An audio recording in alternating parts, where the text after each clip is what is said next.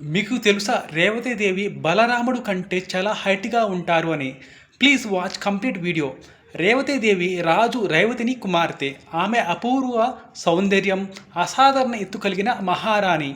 రైవతుడు తన కుమార్తెకు యోగ్యుడైన వరుడు కోసం వెతికాడు, కానీ ఎవరూ తగినవారు కనిపించలేదు.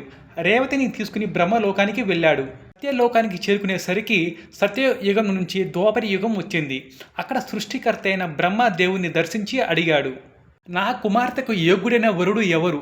బ్రహ్మదేవుడు చిరునవ్వుతో ఇలా చెప్పారు, ద్వాపర యుగంలో శ్రీ బలరాముడు అవతరించాడు. ఆయనే రేవతికి యోగ్యుడు. రేవతుడు భూమికి తిరిగి వచ్చేసరికి కాలం మారిపోయింది, మనుషుల ఎత్తు తగ్గిపోయింది. రేవతి మాత్రం చాలా ఎత్తుగా కనిపించింది.